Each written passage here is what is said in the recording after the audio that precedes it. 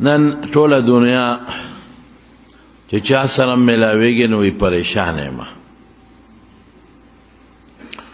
او چې څوکم د دعا د پاره یو مسلمان ته وی نو ډیر خلق پدې کې د پریشانې وی چې ډیره پریشانې دي راته.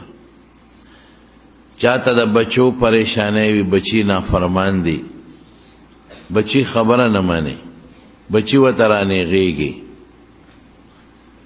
چاته د لونو د طرف نه پریشانې دي، د یو ځای ورکول غواړي هغه بل ځای خوښ دی. چاته مالی پریشانې دي، تنگ دسته دی، او چانه خلکو پیسې قبضه کړي دي، څوک په حرام خوره کې مبتلا دي. چاته د ښځې پریشانې دي او ښځې ته د خاوند پریشانې دي، چاته د ګاونډ پریشانې دي. دې سره به څه کوو؟ د دې علاج څه دی چې دا ټولې پریشانې ختم شي؟ نو زمارونو یو خو دو قسمه پریشانې دي. یو خو دنیا کې چې سړی اوسېږي نو سنا څه تکلیف خامخا دنیا کې که یو سړی یو باغ کری، ځمکه خپله ده او دې په هغې کې یو باغ نالکوي نو دې سره هم تکلیفي، دې تکلیف ته به دې غاړه ږدي، دې به وبخور کوي، د دې باغ حفاظت به کوي، د دارو درملو غم به وله کوي، د شپې به هم دې پاسې چکر به لګوي، څوک ته میوه نشو کوي، مارغانو نه به هم ساتي. نو دنیا کې چې خوشحالي کله هم سړي ته راځي او یو باغ نه میوه حاصله یا هر قسمه خوشحالي وي نو تکلیف په خامخی.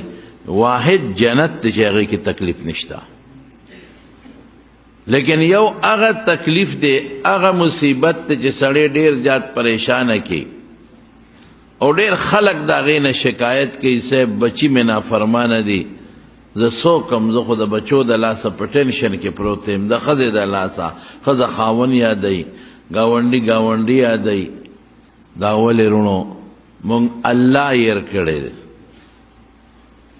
او قرآن شریف کې الله پاک فرمایي ومن اعرض عن ذکری فإن له معیشة ضنکا. چا چې زما د ذکر نه غفلت وکړو، زه ير کړم، دنیا ته مخ کړه او ما ته شا کړه، نو جون به وله تریخ کم تریخ، دی به سارم خپی ماښام به م خپی، د ده به کورم جون د پریشانۍ وي او بار بیم جون د پریشانۍ وي. دی د دنیا جون تریخ دی.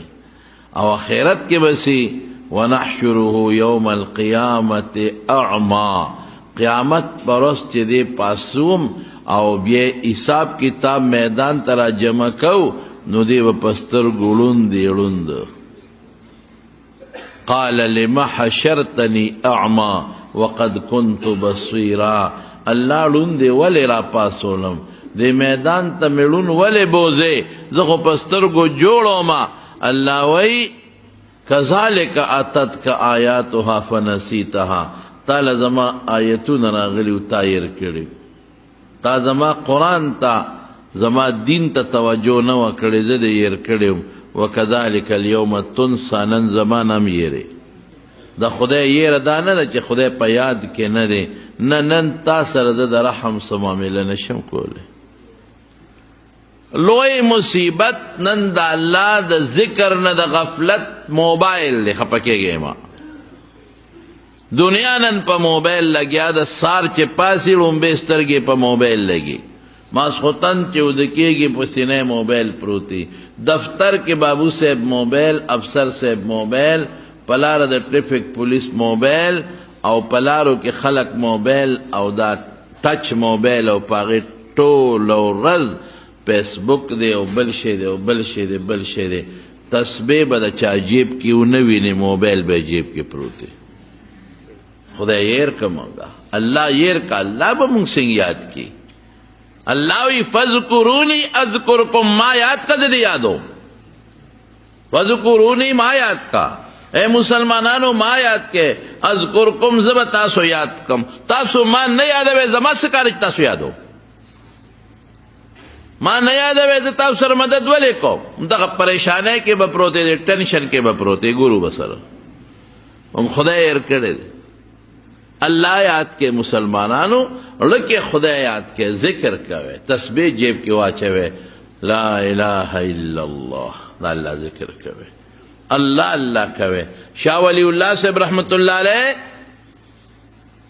د دہلی جامع مسجد کې ودرېد او د جمعې تقریر کې اعلان وکړ، وی اے د مغولو بادشاهانو ستاسو خزانې د سرو سپینو نه ډکې دي.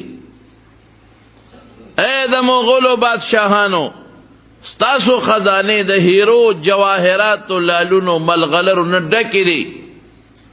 اے د مغولو بادشاهانو ستاسو خزانې د دنیا د مال او د دولت نه ډکې دي، خو چې زما زړه د کم څیز نه ډک دی، قسم په خدای د مغولو بادشاهانو د هغې مقابله ستاسو خزانې نشي کولی.